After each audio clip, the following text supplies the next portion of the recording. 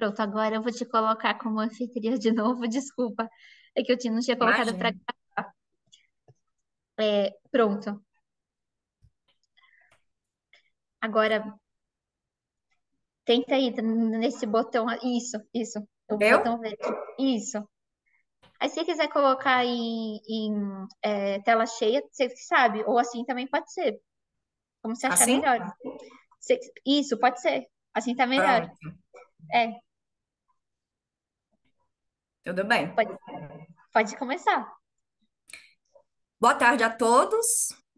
Obrigada, Fernanda, pela oportunidade. Meu nome é Luana, eu sou doutora em Teoria e Crítica Literária pela Unicamp. Hoje eu estou propondo uma leitura do romance Perto do Coração Selvagem, da Clarice Lispector.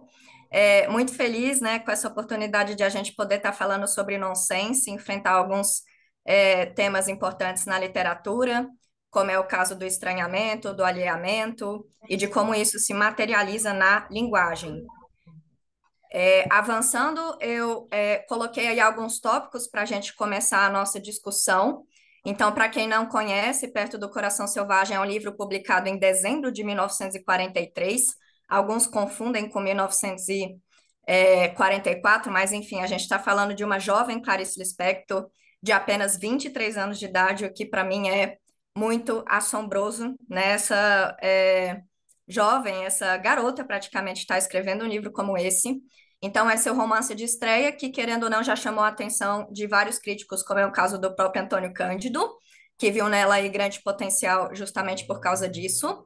A gente poderia utilizar aquele termo da literatura do Bildungsroman, o romance de formação, mas eu penso nessa obra como uma espécie de dupla formação, porque aí a gente está falando da protagonista Joana.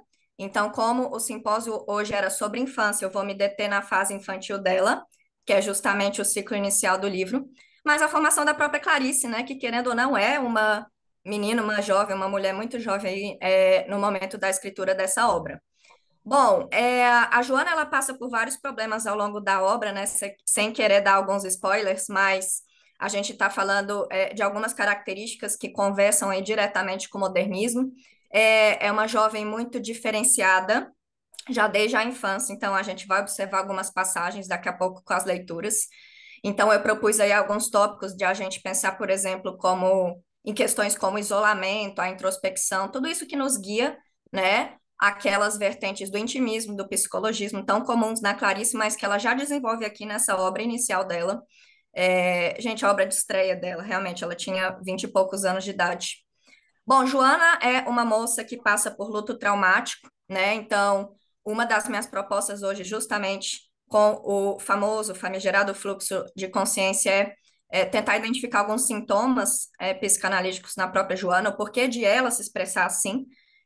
Então, eu acho que no primeiro momento, quando ela perde o pai, ela passa por vários processos. Primeiro, o abandono da mãe, então ela mora com o pai na fase infantil, e depois ela perde esse pai, ela é obrigada a morar com os tios.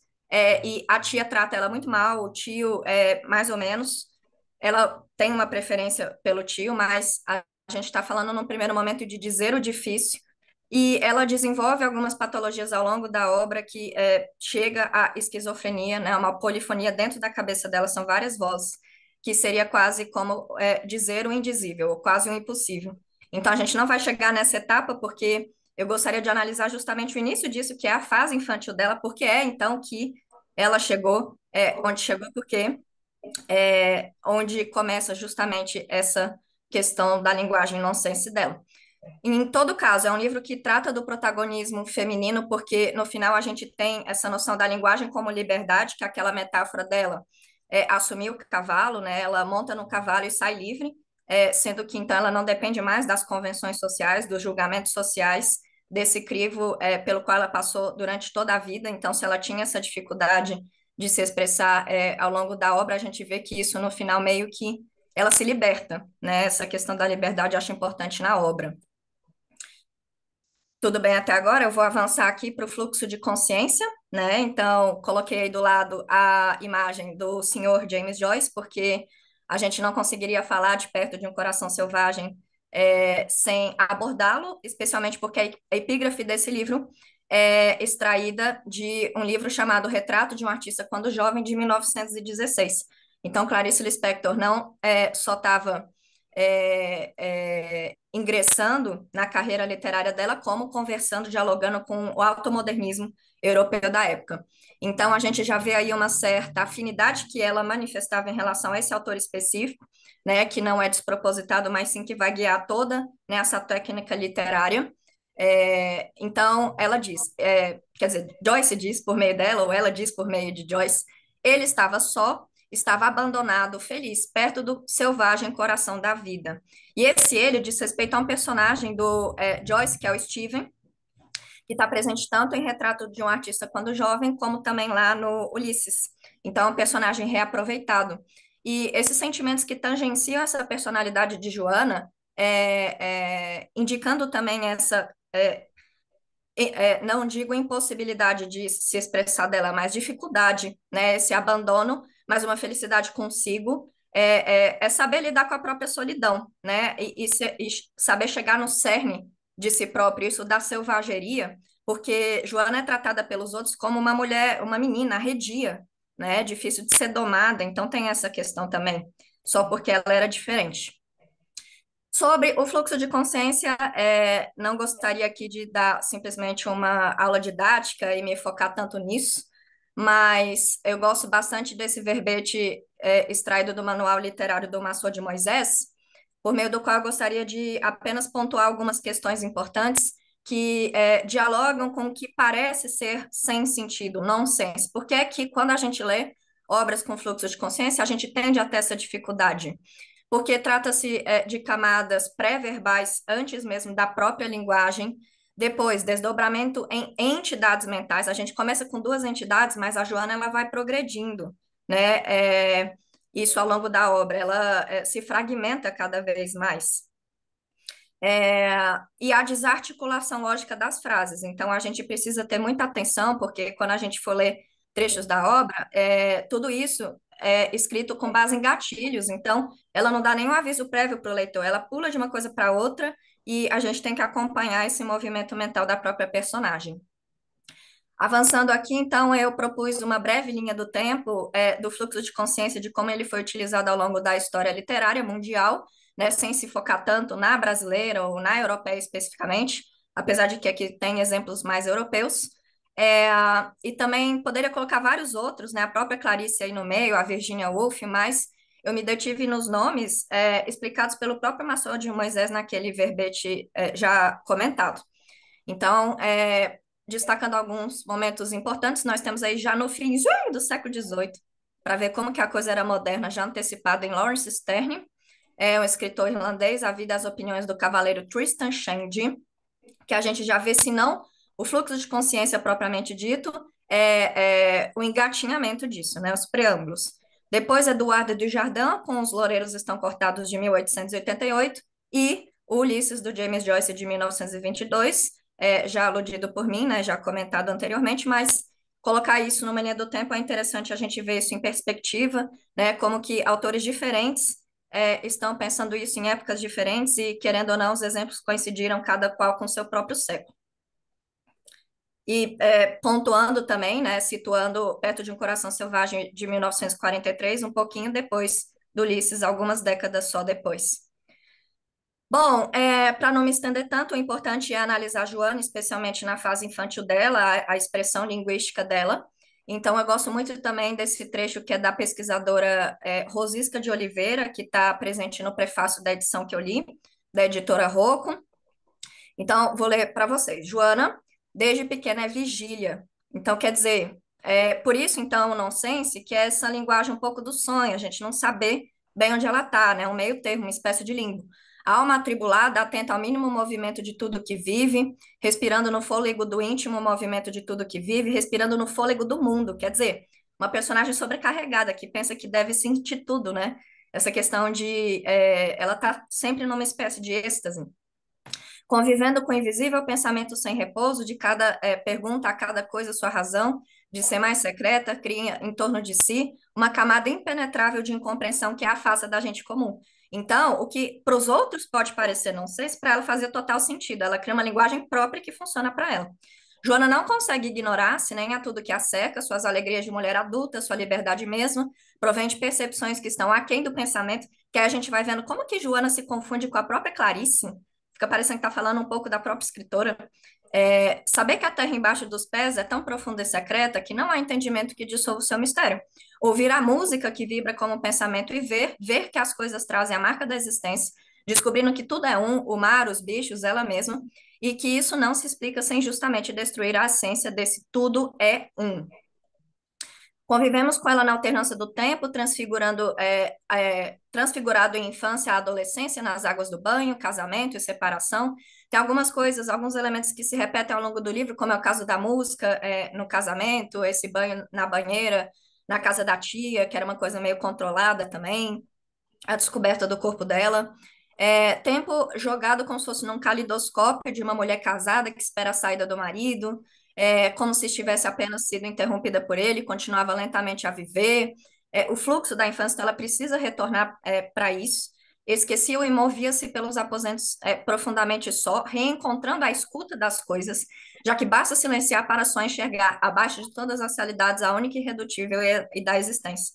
Então, Joana, ela parece ter uma expressão nonsense pelo fato de que ela abstrai a linguagem nas sensações. Então, para ela, tudo vem por meio da escuta, da música, da audição, ou então da visão, são elementos muito importantes no livro. Joana não é simplesmente uma mulher, é o feminino em carne viva. Face, né, aos homens fala uma língua ininteligível, né, o que a gente chamaria supostamente de nonsense, dizendo sentimentos desencontrados que enlouquece a bússola que norteia o masculino pelos valores do conhecimento e do reconhecimento. Para o marido, Joana é uma exigência de expansão, de superação de si, uma aprovação para o amante, um susto e um fascínio. Para ambos, uma estrangeira. E aí, pessoal, eu preciso falar desse mundo de Joana, a gente não vai chegar tanto na fase adulta, né, desse casamento dela com Otávio, mas entender como que isso já se manifesta desde a infância dela.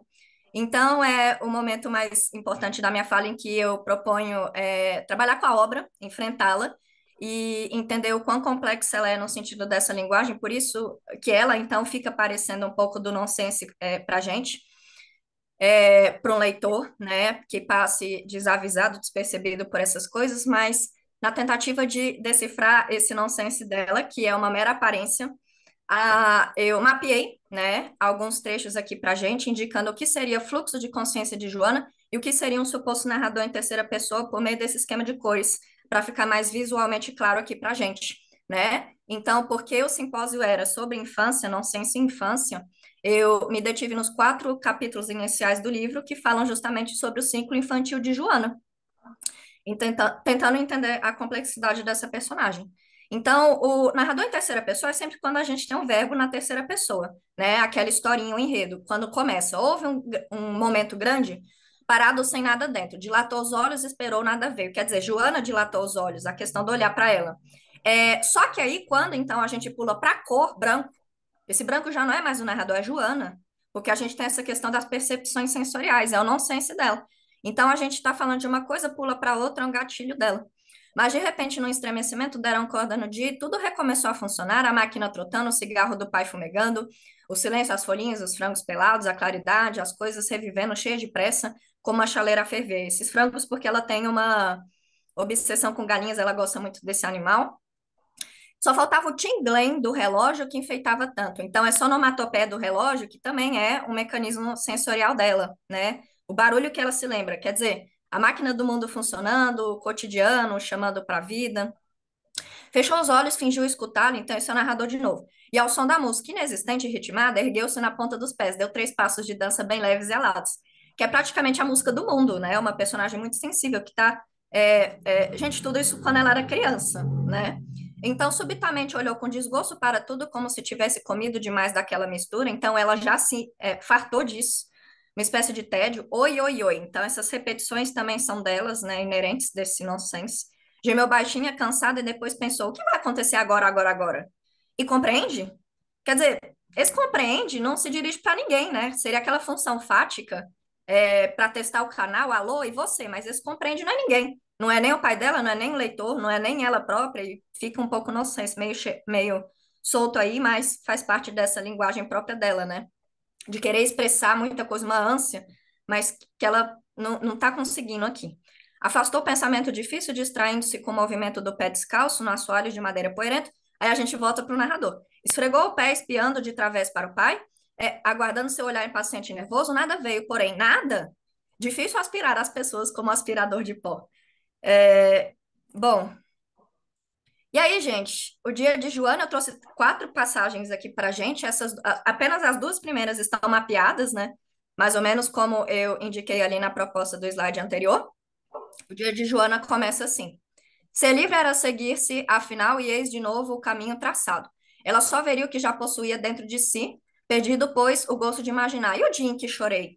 Então, quer dizer, o fluxo de consciência de Joana é quando a primeira pessoa se manifesta, né? É o dia em que eu chorei, não é mais o narrador em terceira pessoa.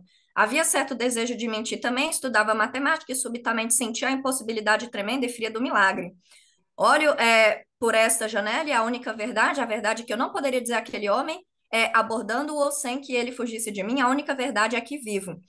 Então, as coisas se confundem muito porque aquele homem fica muito vago, muito solto, parece nonsense, né? A gente perde o referente, a gente não sabe se é o pai, ou não, a gente não sabe se é a Joana adulta, pensando no Otávio, o marido dela, ou no amante dela, aquele homem.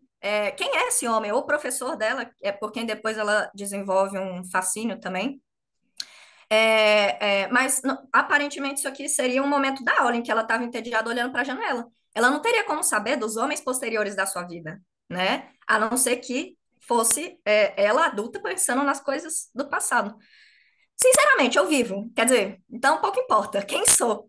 E a gente também fica se perguntando quem é ela, quem é esse homem, né? Porque a linguagem vai se perdendo sem essas referências. Bem, isso já é demais. Lembro-me de um estudo cromático de Bach e perco a inteligência.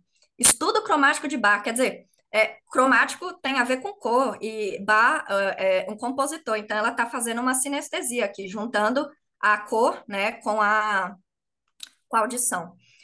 Ele é frio e puro como gelo, no entanto, pode-se dormir sobre ele. Perco a consciência, ou seja, eu não sei se, mas não importa. Encontro a maior serenidade na alucinação. É curioso como não sei dizer quem sou. Quer dizer, sei o bem, mas não posso dizer. Então, essa angústia da incomunicabilidade. Sobretudo, tenho medo de dizer. Porque no momento em que tento falar, não só não exprimo o que sinto, como o que sinto se transforma lentamente no que eu digo. Então, essa angústia, porque se ela falar, ela vai se tornar o que ela fala, né? De tão importante é que a linguagem vai se tornando para ela. Mas, sobretudo, de onde vem essa certeza de estar vivendo? Não passo bem, pois ninguém se faz essas perguntas. E ela tem consciência de que isso é meio atípico para qualquer pessoa, né? Ninguém se perguntaria muito sobre isso, não. Mas é que basta silenciar para só enxergar, abaixo de todas as realidades, a única e irredutível, a da existência. E abaixo de todas as dúvidas, o estudo cromático, ela volta para isso. Sei que tudo é perfeito, porque seguiu de escala a escala o caminho fatal em relação a si mesmo. Nada escapa à perfeição das coisas. É essa a história de tudo, inclusive a dela. Então, por que falar de perfeição numa obra que parece nonsense? Porque tudo, na verdade, é muito bem arquitetado, né? Por meio desse mapeamento, a gente enxerga que o que aparentemente era nonsense, na verdade, é por engenharia. Bom, aqui abaixo eu coloquei apenas uma observação, a de que é nesse capítulo, Dia de Joana, que ela começa a ouvir a mulher da voz, ou seja, é aqui que ela começa a desenvolver uma espécie da esquizofrenia. Daí é que a gente não sabe mesmo quem é essa mulher da voz, se é ela ou não, né? Se é uma vizinha ou não, se é Lídia, uma suposta amante do marido dela no futuro ou não. Mas, enfim. É, Preferi começar pelo mais difícil, que é esse mapeamento, para finalizar com o mais fácil. Então, estes próximos 2 capítulos, depois de tudo que a gente já explicou, a gente está entendendo melhor um pouco quem é essa Joana. Então, mais um capítulo seria um dia. Mas ela não dormia, é que entre fechando os olhos, deixando a cabeça de lado, valia um pouco como se estivesse chovendo.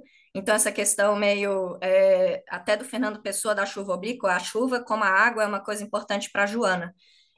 Tudo se tá cortando um pouco aqui para mim, mas de leve, né? Levemente. Assim, quando ela deitasse e puxasse o lençol, estaria mais acostumada com dormir e não sentiria o escuro pesando sobre seu peito. Então, é uma menina já traumatizada desde a infância. Ela tem medo da chuva, ela tem medo do abandono, ela tem medo que o pai vá puni-la, né? Como é aquela questão dela estar dançando e ela percebeu que o pai sequer reparou nela. Hoje, então, que ela estava com medo de Elsa. Elsa é a mãe. Então, assim, Elsa é um fantasma na vida dela, né? Porque Elsa a abandonou, ela vive com o pai. Mas não se pode ter medo da mãe. A mãe era como um pai. Enquanto o pai a carregava pelo corredor para o quarto, encostou a cabeça nele, sentiu o cheiro forte que vinha dos seus braços, dizia sem falar, não, não, não. Então, essa repetição. Para animar, se pensou, amanhã bem cedo ver as galinhas vivas. Então, a empatia que ela sentia muito mais pelos animais do que pelos próprios seres humanos. Dos seres humanos, ela tinha medo, inclusive dos mais próximos, supostamente, ocupando essa função parental aí, tanto o pai quanto a mãe. O último trecho da obra que eu trouxe para a gente ler, estou quase finalizando minha exposição, se chama O Passeio de Joana. A gente vê que são títulos, todos eles já muito genéricos, todos eles, não vou dizer nonsense, mas assim, sem referente, a gente vai se perdendo no meio disso, porque é o pai, depois um dia, o dia de Joana, depois o passeio de Joana, a não ser que a gente tenha essa estrutura preposicionada de Joana para indicar que é dela, às vezes a gente fica meio perdido. Agora, diz assim, não podia acalentar-se dizendo, isto é apenas uma pausa. A vida, para mim cortar um pouquinho aí, deixa eu ver se eu. A vida depois virá como uma onda de sangue, lavando-me, umedecendo a madeira crestada. É, ou seja, aqui de novo, essa mudança de registro não podia acalentar-se dizendo ao narrador em terceira pessoa, com esse pronome ser, né? E a Joana depois, eu não podia. Não podia enganar-se, porque sabia que também estava vivendo e que aqueles momentos eram o auge de alguma coisa difícil, de uma experiência dolorosa que ela devia agradecer, quase como sentir o tempo fora de si mesma, abstraindo-se. Então, uma das formas de ela enfrentar as várias dificuldades que ela vai passar pelas quais ela vai passar ao longo da vida, se abstrair nessa linguagem, sentir o tempo fora de si. Ela não era obrigada a seguir o passado e, como a palavra, podia inventar um caminho de vida. Ou seja, a liberdade, que é quando então ela vê que aquilo que os outros consideravam estranho nela é a própria forma de libertação dela. Dentro de si, que essa resposta está dentro de si. Ela que não sabe explicar quem ela é, dentro de si era como se não houvesse a morte, como se o amor pudesse fundi-la, como se a eternidade fosse a renovação. E aí, isso só na infância, tá? Porque depois disso, então, é que ela vai para casa da tia, o pai falece, ela tem que ir para casa da tia, que foi outra observação que eu coloquei aqui embaixo, a tia, que já é um próximo capítulo, infelizmente eu não vou abordar, já que a proposta é trabalhar com a infância, mas eu diria que a infância de Joana já explica muito bem o resto da vida dela, né? E não só isso, essa etapa final da minha exposição se chama Freud Explica, porque foi quando eu tentei, né, aproximar alguns conceitos psicanalíticos com essa realidade de Joana, como que essa personagem foi construída, sem querer fazer mais ou menos o que a gente chama de romance à clé, ou romance de chave. Ah, tal coisa lá na obra indica necessariamente isso, até porque, né, me falta um conhecimento biográfico da própria Clarice para ver se ela estava lá se debruçando sobre os estudos de Freud, e traçar esse paralelo, né, linha a linha. Não é bem isso, mas é apenas indicar a proximidade de uma obra como essa, uma obra de uma jovem de 23 anos, com conceitos que até então estavam em voga e explicar o porquê, então, de essa obra. Dialogar com o fluxo de consciência e com o nonsense proposto na aula de hoje, proposto pelo evento de hoje, o simpósio de hoje. Bom, então, o principal seria das Unbewusste, ou inconsciente, né? Aí eu trago a definição que o inconsciente é como uma segunda consciência, um grupo psíquico à parte, que tem leis próprias de associação, baseado no retorno a traços minêmicos, retorno que a gente vê repetição o tempo inteiro nela, né? Oi, oi, oi, não, não, não, e que são admitidos pela consciência porque sofrem o repúdio da moral. Então, lá em Joana, eu vejo isso na relação do abandono com a mãe, né? O apreço pelos animais, ela gosta muito de não só galinhas como cavalo, no final a gente vai ver isso. Der Wunsch, o desejo, e der Trieb, a pulsão. O desejo também é deformado, realizado de uma forma alucinatória, daí o estranhamento, a pulsão está ligada a uma fonte que é sempre uma fonte corporal, particularmente as membranas. Então, no futuro, Giovana, oh, desculpe, a Joana, ela desenvolve uma atração pelo professor dela. O tempo inteiro o livro fala sobre olhos, né, pestanas, essas membranas dela também. De Übertragung, a transferência. Todos os sintomas neuróticos surgem porque existe um processo de negação no interior do eu, autoanulação. Isso é bem importante, porque a Joana nem sempre é livre. Ela passa uma vida inteira de abdicação, sacrifício, sofrimento e repúdio dos outros para entender que, na verdade, o problema não estava em si, né? Ela não era problemática, ela era apenas diferente. Então, por exemplo, na infância da Joana, não deu para a gente falar disso, mas ela tem uma amiguinha chamada Ruth, que a gente não sabe se é imaginário ou não, se ela conversa com a própria Ruth, se já é o desdobramento dela, né, no tal do id, ego, superego, se já são essas duas entidades, três, quatro, não sei quantas mais, que ela vai criando para conversar consigo própria ou com os outros. O marido Otávio, a traição com o desconhecido, tudo isso também tem a transferência, ela está sempre jogando a responsabilidade para o outro, né? Ela tem uma dificuldade de assumir as coisas por si só. De Unverdrängung, que é o recalque primordial, o recalque que dá origem ao inconsciente, o primeiro recalque que depois se repete no recalcamento e no retorno do recalcado. Esses retornos que para ela sempre vão voltando. Isso está especialmente na expressão infantil, deixar até sublinhado porque dialoga com o nosso simpósio.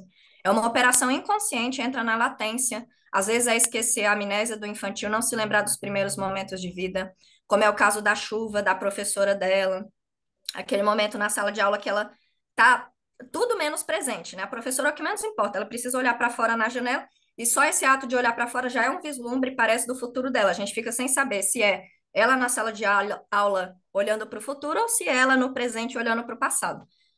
Ou seja, a janela já é uma metáfora aí para muita coisa. Das trauma, o trauma e de Nachträglichkeit, a retrospectividade, todo trauma é o que é revivido depois. Então, a atração pelo professor, né? Novamente, essas coisas que se repetem. E, por fim, para a gente encerrar nossa discussão, das Unheimliche, que é o estranho, inquietante, é uma obra muito inquietante, né? Essa, Perto de um Coração Selvagem. Eu não sei se eu estou falando para uma plateia, para um público que já teve o prazer de ler essa obra. Não me julgo grande conhecedora da Clarice, mas algumas coisas dela eu já li sim. E com o que eu tive contato dela, e olha que eu já li A Paixão Segundo o GH, esse livro, para mim, dela, continua sendo, até hoje, o mais inquietante. É um livro muito desestabilizador. E muito por conta dessa personagem Joana, da força inerente que ela tem, e da linguagem dela, como as coisas são manifestadas na obra a partir dos poucos exemplos que a gente leu. Então, o estranho, né, o não familiar, é tudo aquilo que é assustador, que provoca medo, angústia, horror, sinistro, perturbador, que também com isso trazem outros sentimentos, como é o caso de Youngster. Já estava na literatura fantástica de Hoffmann, né, do século XIX. Ou seja, o que é familiar, porém, está reprimido. Então, o que eu acho que essa obra traz de mais importante para a gente, concluindo aqui minha fala, desculpa se eu tomei muito tempo de vocês, é essa questão de Joana que ela precisa entender que o problema não é ela, que apesar do julgamento externo, ela tem uma linguagem própria, apesar de ser diferente. Então, o que é não familiar para os outros, o que é estranho e inquietante, é a própria forma de libertação dela. A relação com o tio e com a tia, que aí está justamente nessa função, é quem vai ajudá-la nessa formação, na transição da infância para a fase adulta dela. Então, a tia, ela é uma víbora, é uma espécie de megera para ela mesma, né? Vai privá-la de várias coisas, vai julgá-la, né, o tempo inteiro, que ela precisava se adequar à sociedade, uma espécie de castração. E o tio, ele vai tentar ser mais sensível, até porque ela acabou de perder o pai. E aí, diante de tudo isso, no final a gente enxerga Joana montada num cavalo, indo rumo em direção ao desconhecido, porque ela meio que já se libertou, né, de tudo isso, ela já não precisa ficar mais prestando contas para ninguém. Então, a conclusão seria a de que Joana não se deixa domesticar por ninguém, ela volta para o seu estado original de selvageria. Estar perto do coração é estar perto da selvageria no sentido da essência. Não que isso precise ser ruim necessariamente para os outros, ou estranho ou sem sentido. Precisa fazer sentido só para Joana. Bom, e aí estão as minhas referências bibliográficas. Eu agradeço imensamente a Fernanda e a todo o pessoal do evento pela oportunidade. Obrigada. Muito obrigada pela sua participação e muito interessante essa proposta e com certeza muito instigante. Obrigada. Alguém quer perguntar alguma coisa? Não, só uma comentário que eu achei interessante, essa outra abordagem do nonsense em relação à obra de Clarice. Eu já li a obra, mas nunca pensei por esse lado. É, é, uma pessoa que quis comentar que nunca viu esse ponto de vista da obra da Clarice Lispector pela via do nonsense, né? Então, ela achou muito interessante você fazer essa apresentação, essa entrada pela obra da Clarice Lispector pelo nonsense, né? Que é uma coisa nova, né? Uma coisa que A gente não vê muito. Ah, obrigada. É uma oportunidade mesmo de a gente estar falando sobre uma obra pouco conhecida da Clarice, né? É, Eu acho que muito se fala sobre A Hora da Estrela, sem desprestigiar nem um pouco, porque são baitas obras, uhum. mas. Gente, 23 anos de idade, eu não me conformo. Ela escreveu isso com 23 anos de idade. E você quer perguntar alguma coisa? Não? Então tá bom. Então eu vou encerrar aqui a mesa, tá bom? Tá bom, eu agradeço a todo mundo mais uma vez. É muito instigante a gente poder estar falando de uma coisa tão importante para a literatura, né? E esse enfrentamento que exige, né, obras desse tipo e força a gente a pensar nessas relações. Muito obrigada mesmo. Obrigada. Tchau. Tchau, obrigada, licença.